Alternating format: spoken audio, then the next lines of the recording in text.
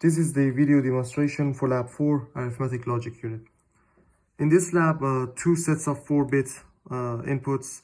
The first A is represented by these 4 switches. The second B input is represented by these 4 switches. We're given an operation that was the command for which was given by these 3 switches. That's pretty much gave 7 different commands, operations to happen between these two sets of input numbers. So when the command is 0, it's addition. So right now both inputs are zeros, so the 0 LED is turned on since we're adding zeros. So this LED is the 0 LED, this one is overflow, this one is negative, and this one is carryout. And these represent the numbers that we want to, for example, if you're adding these 4 bits are gonna, or these 5 bits are gonna represent the output. So if we change, for example, this one to 4 and this one to 1, we get the output to be 5. So it's 4 plus and this is all the commands are 0, all the switches for the command are turned off, so it's gonna be 0, so it's addition. So it's gonna be 4 plus 1 equals 5, or 4 plus 5 equals 9. So it goes on like that. For the subtraction, we can say we just turn on the first switch, and that makes it 1, and the command for 1 represents subtraction. So right now it's subtracting 4 or 1 from 4, and that gives us 3.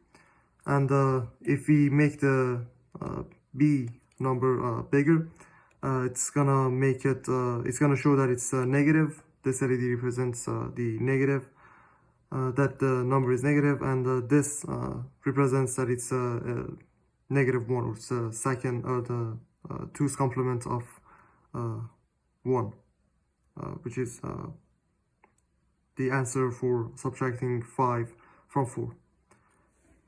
And the second input is pretty much just adding 1 to the A integer, so it doesn't care about the B, so we can turn that off. And right now we have 4, it adds 1 to it, so we get 5. We can say it's 5, it makes it 6. If you go to 7, it makes it 8, and so on and so forth. Now if we make it multiplication, for multiplication it's a bit different. It doesn't, none of these represents the usual command or command that's given to them. So all of them represent one of the bits that are gonna be for the answer. So for example, if we multiply the highest possible number, which is 15 multiplied by 15, it's gonna give us an answer which all of these 8 bits are gonna be counted towards, and this equals 225. So that's gonna be how multiplication is done. All of these LEDs are given the output of a bit that's that's the solution to multiplying these. The next operation is AND. So over here we have all of them turned on, so all of these are turned on for the AND, meaning that all of the LEDs, each individual LED is on. So if we turn any of them off, the corresponding LED over here is turned off, because both LEDs in all of these need to be turned on to make these turn on. So if we turn this one off, the second one also turns off. The next operation is OR. So over here, if you have any LED in either of these, either set A or set B turned on, this is gonna turn on. So the only way that one of the LEDs in the solution is gonna be off is when both of them are off. So for example, if we turn the third one for both of the A and B inputs off, the third one for the solution is going to be turned off. So if we turn both of the fourth ones off, it's going to be the same. Now if we make the second one off, so this is how it goes on. The next command is XOR operation, where only one of the bits is turned on. That's when it's going to be turned on. So if both of them are off, the corresponding LED in the solution is going to be off. If both of them are on, for example over here, both of them are going to be off. The solution is going to be off. But if only one of them is on, then that LED in the solution is going to be turned on.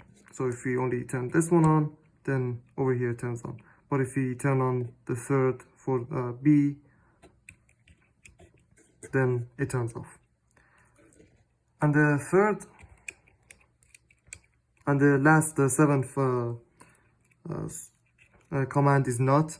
And for NOT, it's pretty much only using the A input. And for A, right now all of them are turned off, so it's nothing yet. So it's making all of the LEDs as turning on all of the LEDs. So if we turn any of these on over here, the corresponding LED in the solution is going to be turned off.